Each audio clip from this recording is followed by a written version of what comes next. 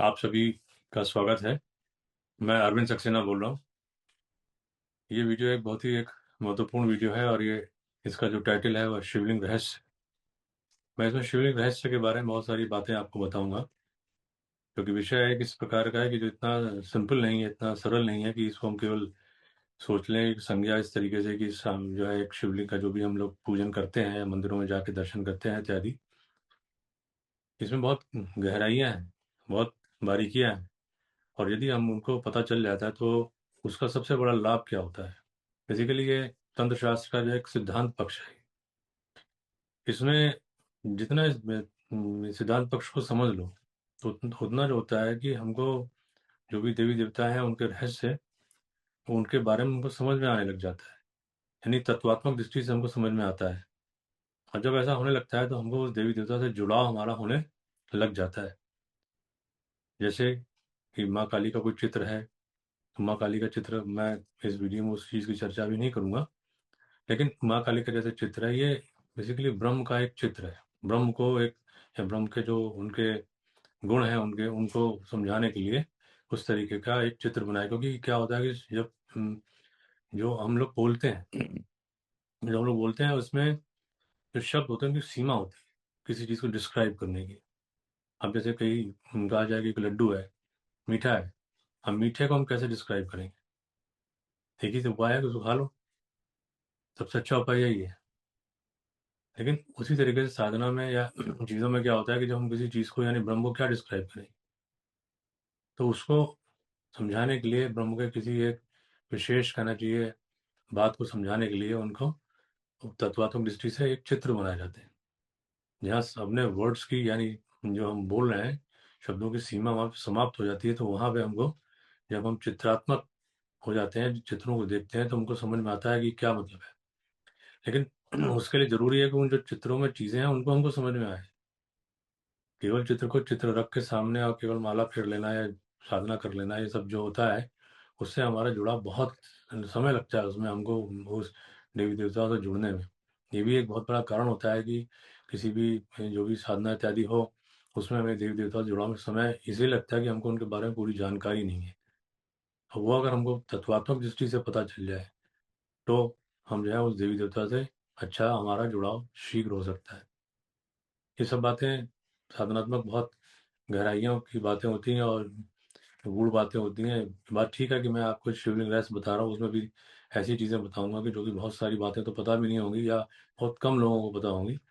लेकिन अगर वो तो सबको पता चल जाए और वो सबको पता होनी भी चाहिए, और वो पता अगर ये हो जाएगी तो उससे लाभ क्या होगा कि लाभ ये होगा कि उससे हमारा शिव जो है शिवलिंग को हमको मतलब समझ में आएगा, तो हमको शिवत्व समझ में आएगा, शिव समझ में आएंगे, शक्ति समझ में आएगी। तो ये बहुत ही एक विशेष वीडियो है और मेरे ख्याल से इतनी सारी जानकारियां एक साथ इस वीडियो में जो मैं समेट रहा हूँ, ये बहुत ही दुर्लभ जानकारी है। इसलिए पूरा वीडियो देखने का प्रयास करें और बड़ा गंभीरता के साथ देखें, और साथ ही साथ जब देख लें तो कुछ ना कुछ चिंतन होना अवश्य करें। क्योंकि एक बार में हो सकता है कि बहुत सारी बातें कई ऐसे लगे कि हमको समझ में नहीं आ रही है, कम आ रही, तो जब एक दो बार देखेंगे, उनको चिंतन मनन करेंगे, तो बातें समझ में भी आएंगी। ये ठीक है कि मैं, क्योंकि पूर्ण विषय जरूर है, मैं इसको प्रयास कर रहा हूँ समझाने का। लेकिन एक बात होती है कि खुद को समझना एक अलग बात होती है, दूसरे को समझाना दूसरी बात होती है। लेकिन फिर भी मैं एक प्रयास है मेरा कि ये इतनी सारी चीज़ों को एक साथ में जो कि एसेंशियल हैं, मतलब आवश्यक है जानकारी हमको शिवलिंग को समझने के लिए, तो वो मैं बता रहा हूँ आपको। पहले देखें कि जब भी हम कोई साधना करते हैं या कुछ भी करते हैं उसमें नॉर्मल क्या करते हैं, कुछ हमको ज़्यादा कुछ जानकारी नहीं होती। सामान्य एक बात बता रहा हूँ, सामान्य जो गृहस्थ साधक है या जो भी है, वो बस जो भी उनके बारे में अनुमान होता है उनको अपना साधना के बारे में उसको करने लगते हैं।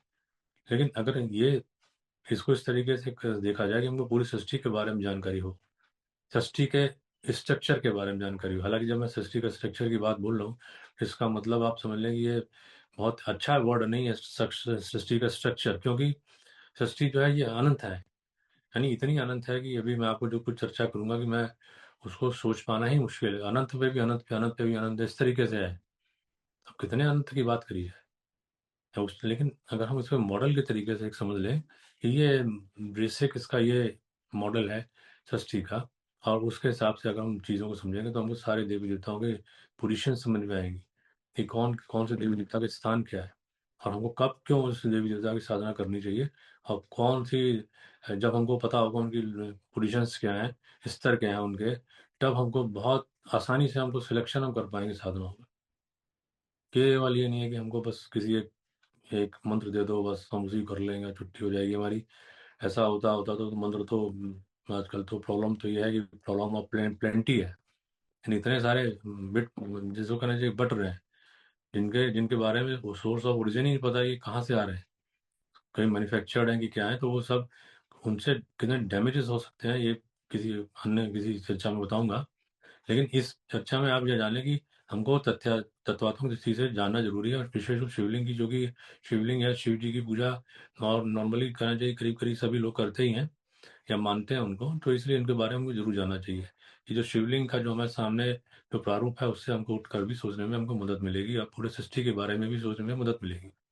सृष्टि के रहस्य के बारे में से मैं प्रारंभ कर रहा हूँ। सृष्टि में क्या है कि सृष्टि को समझना है तो एक समझे कि बिल्कुल एक अनंत कोई एक शरीर है, जिसको कोई निराकार कहेंगे, इसको कोई आकार ही नहीं है, लेकिन है शरीर। उसको आप परम शिव कहते हैं, परम शिव वर्ड याद रखिए, परम शिव। वो परम शिव जो है वो सुप्तावस्था में है, उनके साथ में उनकी जो शक्ति है वो मिली हुई है।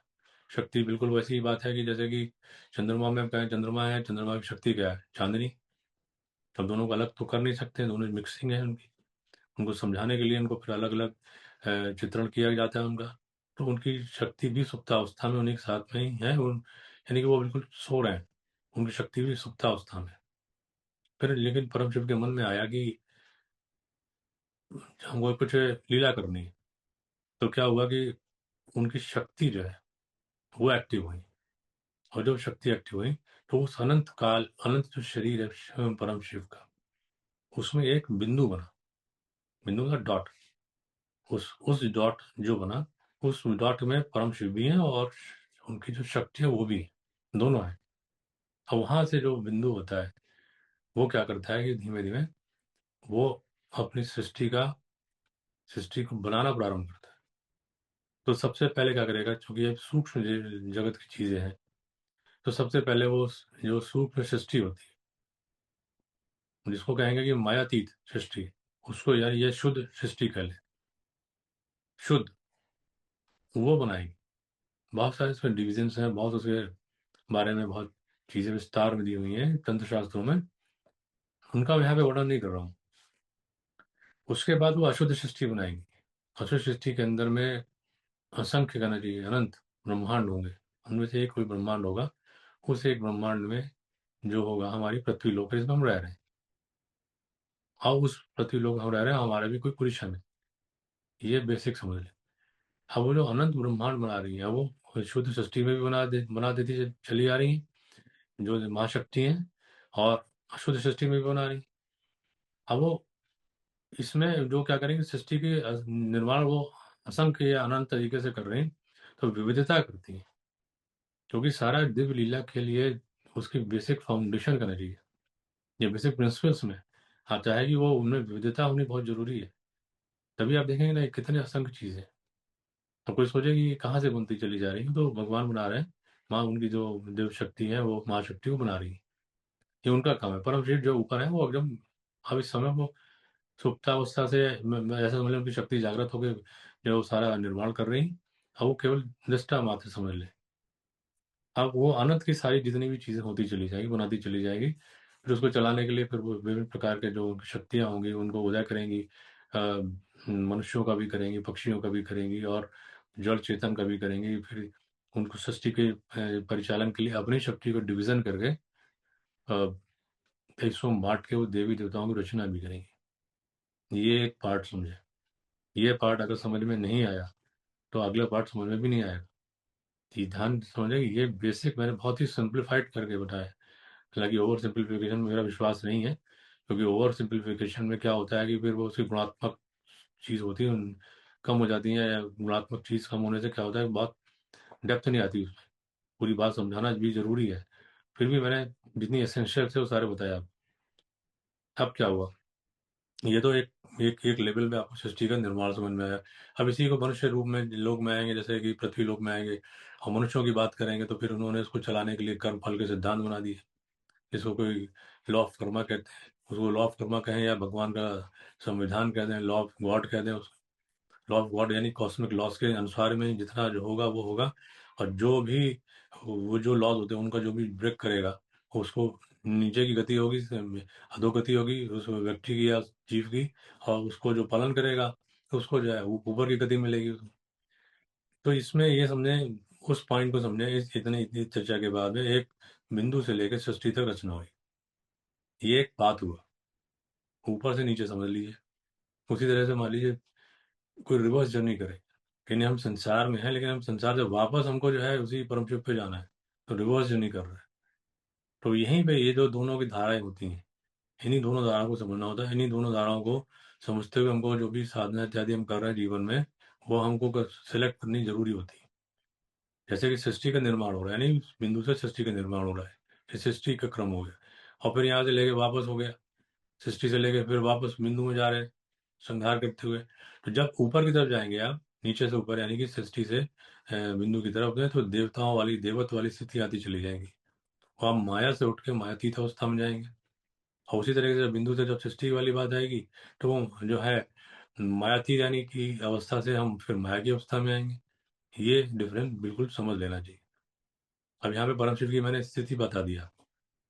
अब दूसरी बात, आप जब उन्होंने सब कुछ स्ट्रक्चर बना लिया, देवी देवताओं को स्ट्रक्चर बना लिए, तब क्या हुआ कि देवी देवताओं में जो मुख्य रूप से लोगों को मालूम रहते हैं कि ब्रह्मा विष्णु महेश, है ना, ये या शक्ति के बारे में रहता है, माँ दुर्गा है या माँ विद्या है, इस तरीके के बारे में लोगों को मालूम रहता है, जनरल जानकारी। लेकिन इनके स्तर क्या होते हैं, ये भी उन्होंने बनाया।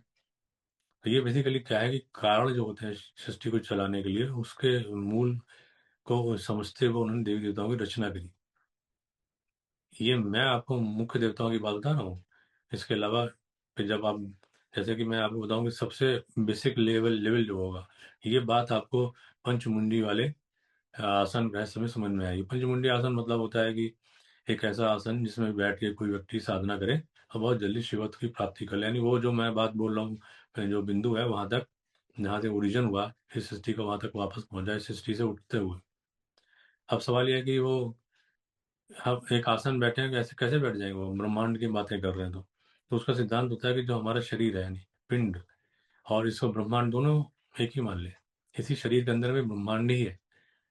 और हम जब शरीर में साधना करते चले जाएंगे, तो हम उसी ब्रह्मांड के अंदर में ही यात्रा कर रहे हैं आंतरिक रूप से। वो साधना हमारी जो होगी वो उसी तरीके से। अब जो पंचमुंडी आसन बनाया गया, वो पंचमुंडी आसन 5 स्तरों को ध्यान में रखते बनाया गया। इन 5 स्तरों का सृष्टि में जो है लेवल है, उनको हमको भेदन करना है। अब पंचमुंडी आसन जो होता है, वैसे तो अगर उसको बहुत ज़्यादा डिटेल में चर्चा करने की जरूरत नहीं है। वो तांत्रिक स्थिति तांत्रिक सिद्धांतों के अनुसार से 5 जो होते हैं वो मुंड लेके, कई पशुओं के भी या मनुष्य के मुंड लेके उनकी जमीन में गाड़ के, उनकी जो है विशेष रूप से उनकी पूजन इत्यादि करके उनको उस स्थिति में बनाते हैं कि वो 5 स्तर हो गए हमारे कारणों के। जो कारण स्तर होते हैं जो सृष्टि के निर्माण के लिए, उसके स्तर हो गए। अब वो स्तर जो होते हैं वो हमारे देवताओं के, मुख्य रूप देवताओं के स्तर माने जाते हैं। अब उसी की साधना करते हुए, उस पर साधना करते हुए फिर ऊंचाई पे जाते हुए और शिवत्व की प्राप्ति लोग करते हैं। अब जब 5 पंचमुंडी आसन के बाद भी नवमुंडी आसन भी होता है, वो भी आपको चर्चा में भी बताऊंगा। पंचमुंडी आसन पे बहुत जो बहुत ही वही लोग साधना करने की योग्यता हासिल कर पाते हैं, वही अधिकारी बनते हैं जो कि मोक्ष प्राप्ति की ही लालसा रखें। जैसे कि पंचमुंडी आसन के जो साधक, आपको विशेष रूप से अगर आप सर्च करेंगे, तो आपको मिलेंगे, रामकृष्ण परमहंस मिल जाएंगे आपको। इसके अलावा और भी मिलेंगे, मैं बहुत सारे एग्जाम्पल दे सकता हूँ। लेकिन मुख्य रूप से आप समझे, ये उस पर साधना उन्होंने करी इस तरीके की, और जो है उन्होंने उस जो है उस लेवल तक अचीव कर लिया, जहाँ की वो, जहाँ की जो शिवत प्राप्ति की स्थितियाँ थी, और वहाँ पे उनको माँ काली की चरणों तक वो पहुँच गए। ये एक है। अब पंचमुंडी मैंने आपको वो जो स्तर बताया, स्तर अभी नहीं बताया, ये बताया कि वो पंचमुंडों के तांत्रिक जो विधि से जो है उनकी पूजा करके, और उसको जो है एक आसन बना के उसके ऊपर बैठ के फिर अपनी साधना करेगी वो। लेकिन वो 5 स्तर सूक्ष्म रूप से जो सृष्टि के क्या है, तो वो सृष्टि के क्या है वो उसको जाने। पहला स्तर जो आएगा वो ब्रह्मांड का आएगा। जिस ब्रह्मांड में हम रहते हैं, ब्रह्मांड में एक ब्रह्मांड नहीं है इस सृष्टि में, कई ब्रह्मांड है, यानी अनंत है। हर एक का स्ट्रक्चर अपना अलग अलग, एक ही साथ नहीं होगा। अगर एक हमारा ब्रह्मांड है, जैसे हमारा जो समय चल रहा है, कोई जरूरी नहीं दूसरे ब्रह्मांड में कोई चले, दूसरा चल रहा होगा, तो उसकी चर्चा यहाँ नहीं कर रहे हैं। लेकिन ये एक ब्रह्मांड है। अब मान लीजिए सारे ब्रह्मांडों का जो है, मान लीजिए कि एक अनंत ब्रह्मांड एक ऐसा लेके, मान लीजिए कि कोई बोरी ली गई, एक सीमेंट की जैसे बोरी ले ले, और उसके अंदर में बालू के कण भर ले, और जो प्रत्येक बालू का कण जो है वो एक ब्रह्मांड है। तो वो जो ब्रह्मांड जो है, इतने सारे बालू कण जो है, वो भी अनंत के मान लें, वो एक किसी एक में सीमेंट की बोरी में भर ली है, वो भी अनंत। तो वो जो सीमेंट की बोरी को जो होगा उसको प्रकृत्यांड कहेंगे। और जो प्रकृत्यांड होता है, तो वो फिर प्रकृत्यांड जो होंगे उसी तरीके से जो प्रकृत्यांड होंगे, उन्हीं प्रकृत्यांड में से को फिर आप मान लें कि ये एक बालू के बराबर कण हो गया। फिर एक दूसरी एक बोरी लें, तो उसमें फिर जो होगा, फिर इन प्रकृत्यांश के जो है उनको भर लें। इस तरीके से तीसरा स्तर हो गया। तो ये जो इस स्तर होता है, उसको तीसरा वाले स्तर को मायांड कहते हैं। इसी तरीके का चौथा स्तर होता है, जिसको शाक्तांड कहते हैं। तो ये जो आप सोचिए कि कितने अनंत अनंत की बात हो रही है। ब्रह्मांड अनंत, उसके बाद प्रकृत्यान अनंत हो गए, फिर उसके बाद मायांड अनंत हो गया, उसके बाद शाक्तांड हो गए। तो इसमें क्यों है ये, इसका इसका रीजनिंग क्या है इसकी? देवी देवताओं के स्ट्रक्चर से अगर हम सोचें, तो जो ब्रह्मांड का स्तर ब्रह्मा जी का हो गया, प्रकृत्यांड का स्तर विष्णु जी का हो गया, और उसके बाद जो मायांड का स्तर है वो रुद्र जी का हो गया। उसके बाद जो होगा शाक्तांड आएगा, उसमें दो हिस्से हो जाएंगे, एक ईश्वर और सदाशिव। जो सदाशिव जो होगी सबसे सर्वोच्च स्थिति होगी उनकी, वो सदाशिव के, या जहाँ पे वहाँ वहां से आप शक्ति का स्थान, वहां पे शक्ति का स्थान स्टार्ट होगा। और शक्ति का स्थान स्टार्ट होने के बाद में वहां पे जैसे माँ माँ के या माँ काली रख लीजिए, समझ लीजिए तो माँ काली के चरण वहां रखे हैं। अभी उनकी गोद नहीं आई, चरण रखे हैं वहां पे। उसके बाद क्या होगा, इस स्तर के बाद, सदाशिव के बाद में शून्य का स्तर आएगा। शून्य का स्तर खाली है, वाइड है। उसके बाद चार स्तर और आएंगे, फिर वहां वो परम शिव मिलेंगे, जिनकी चर्चा मैंने प्रारंभ में भी वीडियो में करी। वो बिंदु में जो जो परम शिव है, फिर बिंदु है वाली स्थिति जो बताए, वो वहाँ परम शिव वहां पे बैठे हैं, या विश्राम कर रहे हैं, देख रहे हैं लीला को, ऐसा समझ लें। तो अब आपके शिव के कितने स्तर हो गए, परम शिव के हो गए। फिर नीचे चार स्तर नीचे उतरे। उसके बाद में आपको सदाशिव का मिला। उसके बाद फिर आपको नीचे रुद्र जी का मिला। इस तरीके से आ रहे हैं, फिर विष्णु जी का मिला, फिर ब्रह्मा जी का मिला। इस तरीके से, और शक्ति का स्थान मैंने सदाशिव पे बताया। ये बात, स्ट्रक्चर जरूर समझ लें। अब जो साधना जहाँ जिस जिस लेवल पे पहुंच जाएगा, कोई इतनी बढ़िया साधना कर रहा है, ऊंचाई पे साधना कर रहा है, तो अगर वो पहुंच गया और वो उसने भेदन कर लिया ब्रह्मांड का, तो एक लेवल क्रॉस कर गया, दूसरा उसने क्रॉस करने की क्षमता आ गई उसके अंदर, मेहनत करी उसने, तो जाके फिर वो जो प्रकृत्यांड का अंश है उसको क्रॉस कर लिया, वो विष्णु जी के लेवल के वहां पे भी पहुंच पहुंच गया। वो कारण जो होते हैं ब्रह्मांड के और प्रकृत्यांड के, दोनों के भेदन कर लिया उसने। उसके बाद वो फिर साधना करता रहा वो लगातार, क्योंकि जो यात्रा का कोई एंड नहीं है, यात्रा कंटिन्यूअस है। यहाँ पे कोई ऐसा नहीं है कि द एंड आए, यहाँ पे द एंड तभी आएगा जब परम शिव तक पहुंच जाओ। अब वो कौन कहाँ पे फंसा हुआ है, उसी लेवल के अनुसार वो बातें करेगा अपनी। वो जो सच्चे योगी होंगे उनकी बात जो है, वो वहां तक पहुंच जाएंगे, सदाशिव के स्तर तक पहुंच जाएंगे। ये बात समझे, यानी माँ काली के, या जो माता है, जो माता उनके चरणों तक पहुंच जाएंगे। लेकिन वहां पे अभी रुक जाएंगे बहुत समय तक। बहुत सारे लोग वहां पे फंसे रहेंगे अगर जो, तो उनको लगेगा कि इसका कुछ नहीं है, शून्य है। तो ऐसा तब होता है कि जब जो माता की, देव माता की साधना नहीं करी जा रही हो, और ये माना जा रहा हो अपने परिश्रम से कि हम केवल ध्यान मंत्र करेंगे, ध्यान ही करेंगे, और ध्यान के द्वारा ही हम वहां तक जाएंगे, वो उसके आगे शून्य के स्तर से आगे नहीं जा पाएंगे, वो केवल शून्य ही कहकर रुक जाएंगे। उसके आगे का हम लोग मार्ग नहीं देंगे, दिमा नहीं देंगे। इसीलिए शक्ति साधना करी जाती है। शिव साधना में भी यही है। शिव साधना होगी और साथ में शक्ति साधना होगी, तो वहां के स्तर भी सारे भेदन हो जाएंगे उसके अंदर। अब ये तो मैंने आपको एक बेसिक स्ट्रक्चर बताया, सृष्टि का पहला पार्ट बताया, दूसरा पार्ट आपको पंचमुंडी का बताया, फिर नमुंडी का बताया आपको। तो ये बातें अगर हमको समझ में आए, तो तीसरा पार्ट हमको क्या समझना है। अब देखें कि जो जो ओरिजिन वहां से बिंदु से हो रहा है, बिंदु से हो रहा है, तो वो बिंदु जो होता है उसमें क्या होगा कि जब वो पहला पल्सेशन आएगा, पहला स्पंदन आएगा उसमें, तो वहां से सृष्टि का प्रारंभ हो जाएगा। और वो पहला पल्सेशन आएगा तो उसके अंदर में चार प्रकार के अंदर में ध्वनियाँ पैदा हो जाएंगी उसमें। वो चार प्रकार की ध्वनियों को अगर आप देखेंगे, तो 3 ध्वनि जो है अगर आपको मानेंगे तो त्रिकोण के रूप में मिलेंगे। ऐसा समझिए कि ये वाला त्रिकोण बना, ये ऊपर और नीचे बेस है, यानी अपवर्ड ट्राइंगल बन गया वो। उसके बीच में जो डॉट है ना, बिंदु है। तो बिंदु जो होगा वो पहली ध्वनि होगी, उसको परा कहते हैं। उसके बाद आप इस तरीके से जो त्रिकोण में ये वाला त्रिकोण, ये जो देखेंगे कि जो आप सामने अगर त्रिकोण को सामने रखेंगे तो जो आपका जो होगा, आपका ये लेफ्ट आर्म जो होगी वो पश्चंती होगी, और जो बेस लाइन हुई मध्यमा होगी, और इसके बाद जो आपके जो राइट साइड में राइट आर्म है उसकी, वो वैखरी हो गई। तो ये क्यों बात हुई? क्योंकि यहाँ से जब पल्सेशन हुआ बिंदु का, तो वहां से ये जो है जो दुनिया बनी, उन्होंने इन्हीं दुनिया के द्वारा ही पूरी सृष्टि की रचना हुई है। पहले परावाक आई, ये सूक्ष्म से आपको स्थूल की सीक्वेंस बता रहा हूँ। परावाक आई, उसके बाद आपकी आई पश्चंती आई, फिर मध्यमा आई, फिर वैखरी आई। जो वैखरी सबसे निचले स्तर की ध्वनि हुई, और वो ये सारी सृष्टि की रचना हुई।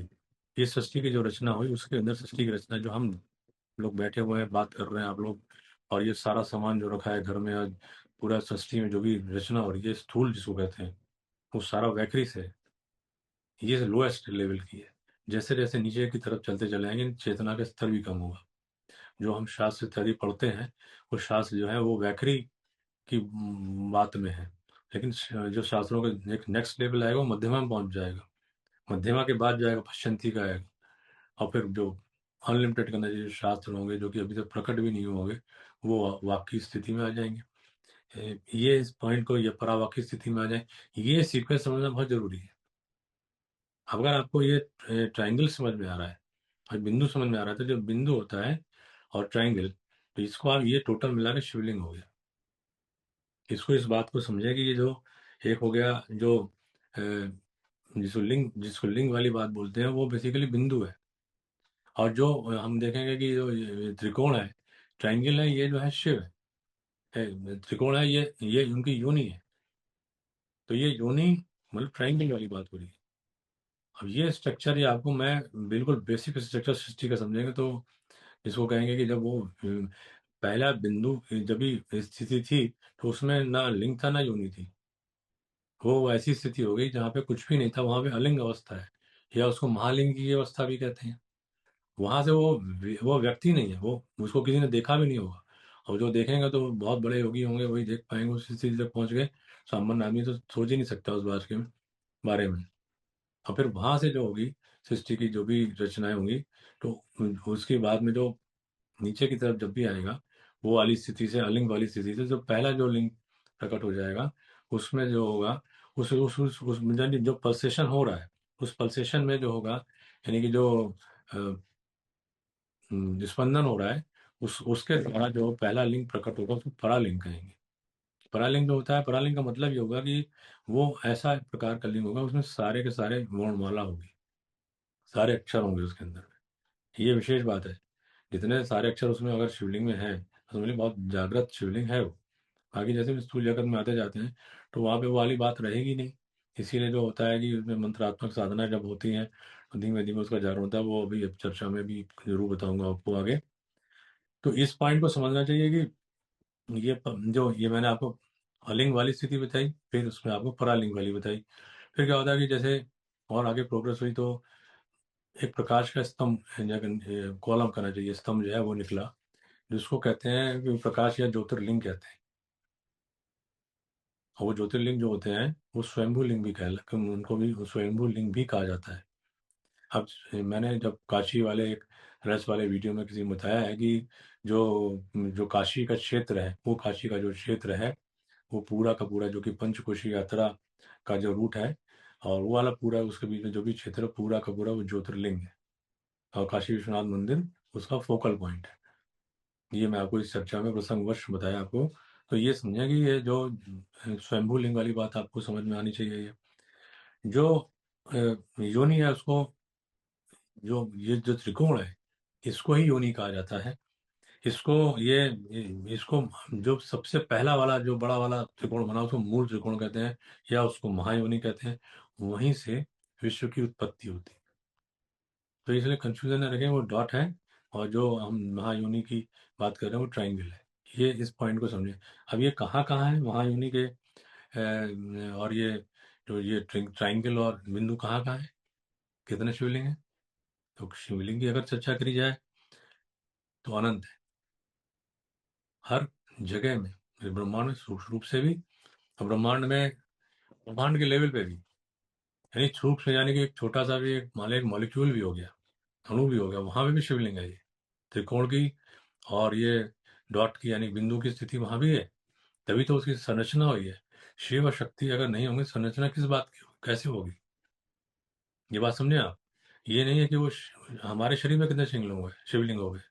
अगर योग की आप दृष्टि से देखेंगे तो आपको बहुत सारे योग की दृष्टि से पता जाएगा, यहाँ पे ये शिवलिंग है, यहाँ पे शिवलिंग है, यहाँ पे शिवलिंग है, या यहाँ पे एक शिवलिंग है। लेकिन उसके अलावा भी प्रत्येक सेल में भी, यानी कोशिका में भी शिवलिंग है। और उन्हीं शिवलिंग को हम जब साधना के द्वारा जगाते हैं, तब हमको शिवत्व की प्राप्ति होती है। और वो जगाने के लिए एक आसान जो सरल उपाय है, यदि सामने शिवलिंग होना चाहिए, तो उसको जैसे सामने है तो दिमाग में बैठा हुआ है, और उसके सामने बैठ के हम साधना कर रहे हैं।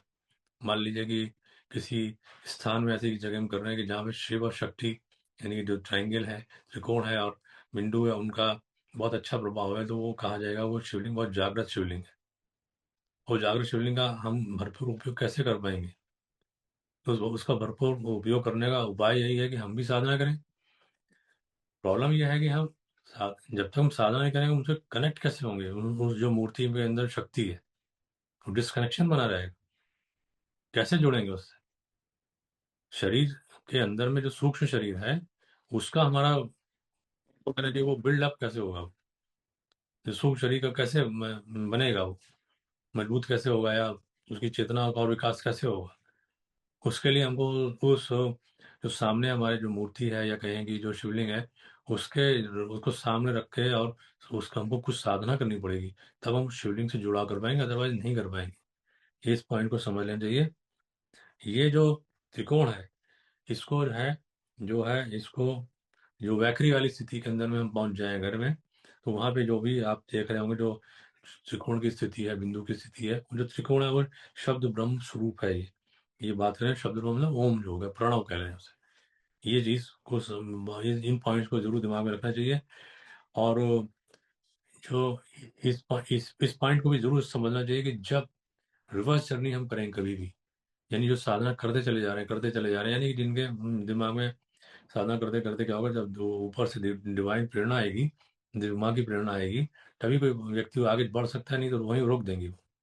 भले उसका कर्म शेष है, संसार में बचे हुए हैं, उसको रोक देंगे, नहीं जाने देंगे। उसको कहेंगे अभी तुम काम करो, जो तुमको काम दिया गया है, अभी तुम्हारे कर्म शेष है, कर्म भंडारों करो। लेकिन अगर वो लगा रहा है, या कहिए कि कहीं से उसको प्रेरणा मिल गई, जो भी भगवत प्रेरणा से मिलेगी, कहीं से ऐसे नहीं आएगी, और उसके मन में आएगा मोक्ष चाहिए, तो रिवर्स जर्नी जैसे ही करेगा, तो वो जैसे कहना चाहिए कि जो शिव का जो त्रिकोण है, शिवलिंग की बात करें, त्रिकोण में बिंदु है, वो जैसे करें कि वो धीमे धीमे, जैसे कि ये त्रिकोण है तो वो यूं होता चला जा रहा है, बिल्कुल वो एक स्ट्रेट लाइन हो जाएगा, और सब चीज समाप्त होकर बिंदु में विलीन हो जाएगी। उसको कहते हैं अलिंग अवस्था। और कोई लिंग ही नहीं है जो शिवलिंग की जिसकी बात बोल रहा, कोई लिंग ही, न कोई त्रिकोण है, न बिंदु। वो सब समाप्त हो गए, मिल गए, और उसको कहते हैं भगवान में वो जो जीव है वो मिल गया।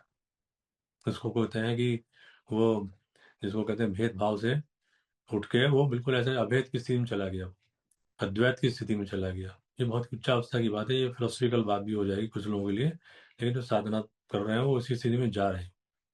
वो ये आपको बात समझ में आनी चाहिए, ये अलिंग वाली स्थिति क्या है। अब सवाल ये है कि ये सब बातें तो मैंने चर्चा कर दी, लेकिन इसका एक प्रश्न ये है कि वही हम कैसे अपने जो शिवत्व है, यानी कि जो शिवलिंग है, किस प्रकार से हम आराधना करें, हम शिव से जुड़े। और शिव की सबसे अच्छी साधना होती है, शिव अथर्व शीर्ष के पाठ करे जाए।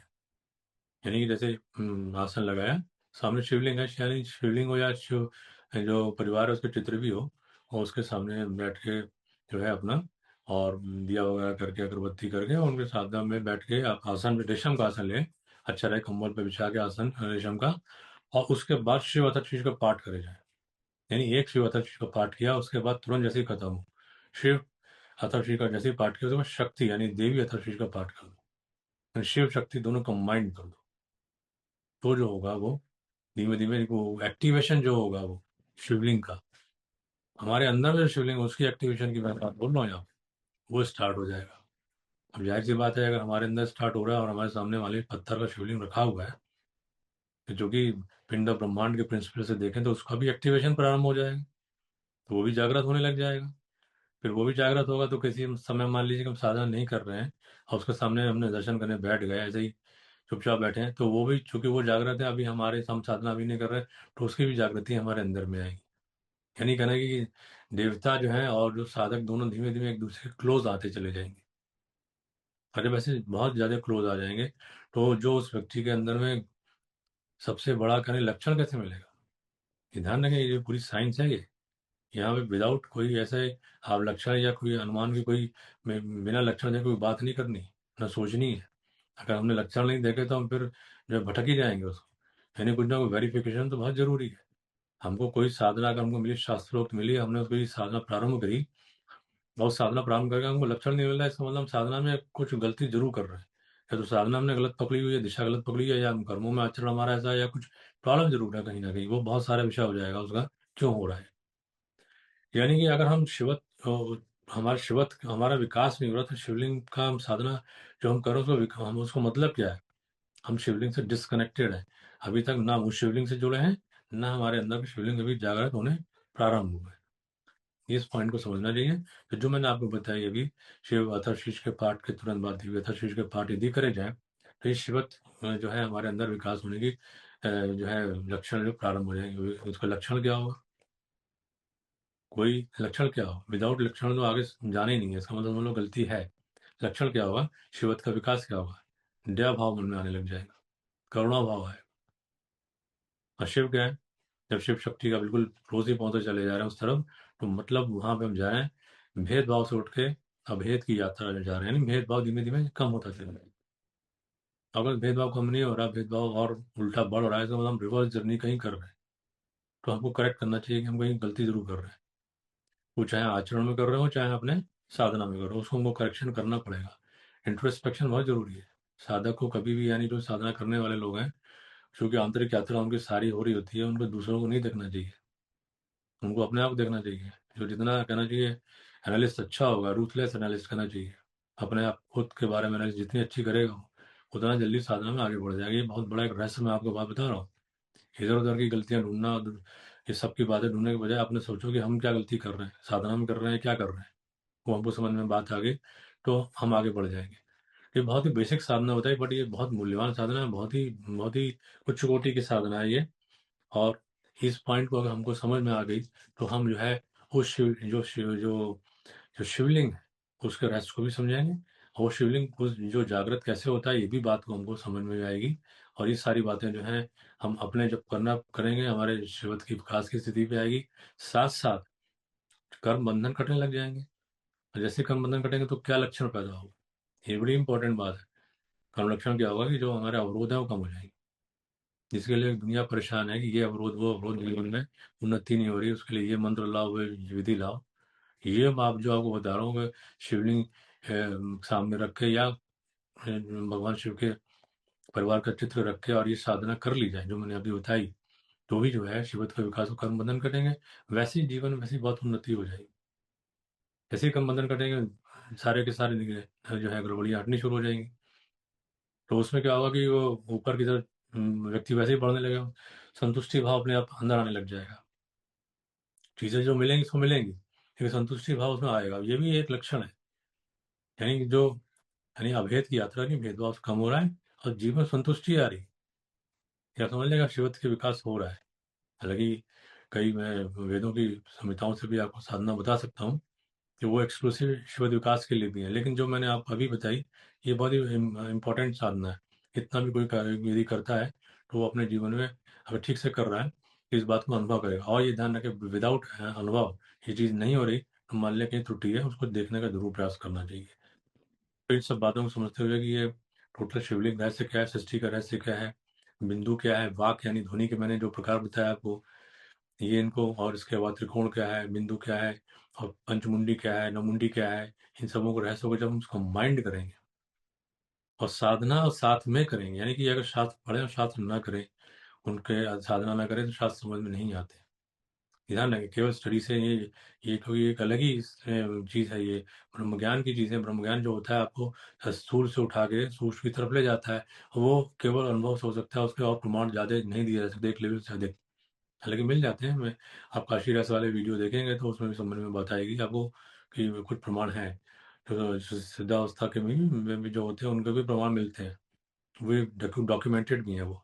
तो उसको भी देखने का प्रयास करें, लेकिन इन पॉइंट्स को कंबाइन जब करेंगे और चिंतन में लगाएंगे तब उसके बाद पूरा शिवलिंग का रहस्य समझ में आएगा। और समझ में आएगा हम अपने अंदर में कैसे हम शिवलिंग जो हमारे शरीर के अंदर में भी है, हमारे और पूरी सृष्टि में है, अपना हर कण कण में समझ लीजिए जो शिवलिंग है ये, इनको हम कैसे जागृत कर सकें और कैसे हम इनके द्वारा आगे की अपनी नई नई ऊंचाई अपने जीवन में हासिल कर सकें। विशेष रूप से आध्यात्मिक जो ऊंचाई है उनको हम कैसे हासिल कर सकें। ये ध्यान रखें, स्थूल से ही जब सूक्ष्म की तरफ जाएंगे तो स्थूल में भी परिवर्तन आएगा। ये हमारे जीवन में आएगा, गुणात्मक परिवर्तन आएगा। जीवन सुखमय बनना ही बनना है। ये बहुत बड़ा जब डिस्कनेक्शन है ये, कि हमको जो स्थूल अलग है सूक्ष्म अलग है, हमको साधना नहीं करनी, हमको कुछ और करना है, वो साइंस है ये साइंस है। तो ये जो हम जो इस संसार में देख रहे हैं, ये स्थूल विज्ञान की सारी चीजें, फिजिक्स की अगर मान लीजिए आप, इसके फिजिक्स की एक लिमिटेशन है कि वो एक लिमिट से ज्यादा नहीं सोच पाएगा। वो पूरा पूरा पिंड और ब्रह्मांड की बातें नहीं उसमें आपको समझ में आएंगी। सूक्ष्म स्तर के लिए अभी काफी डिस्कवरीज और होनी है, और किसी न किसी समय जैसे जैसे होती जाएंगी वो सूक्ष्म स्तरों को समझ में आएगा। नहीं, स्थूल विज्ञान से सूक्ष्म विज्ञान, सूक्ष्मतर विज्ञान पे सूक्ष्मतम विज्ञान, इस तरीके के स्तर होते चले जाएंगे। और उस पर जो भी योग की दृष्टि से यानी जो सच्चे योगी होते हैं, फिर उनकी जो उनकी योग की क्रियाएं होती हैं, उनके विज्ञान तो बिल्कुल ही अलग है। वो तो सारे के सारे जितने भी हमारे जो भी कहना चाहिए, जो भी हम फिजिक्स में पढ़े या केमिस्ट्री में पढ़े, बायोलॉजी में पढ़े, या जो भी हम अपने स्थूल विज्ञान में जो भी सिद्धांत पढ़ते हैं उनको सबको वायलेट कर देते हैं। ये समझ रहे हैं, सृष्टि में भगवान के लिए कुछ भी असंभव वाली चीज नहीं होती। लेकिन हमको समझना पड़ेगा, लेकिन वो ग्रेड एक एक ग्रेड से समझना पड़ेगा, एक क्लास से दूसरी क्लास, दूसरी से तीसरी। वो इसी दृष्टि से इसमें कोई कंफ्लिक्ट नहीं लेना चाहिए। शिवक की साधना या कहे शिवलिंग की साधना जब भी करेंगे तो उसके अंदर में ये चीज का विकास होने ही लग जाएगा, और उसमें स्थूल में भी परिवर्तन आएगा, सूक्ष्म में भी परिवर्तन आएगा। तो आशा करता हूँ कि आप सब लोगों को जानकारी अच्छी लगी होगी। इस वीडियो को देखने के लिए आप सभी का धन्यवाद।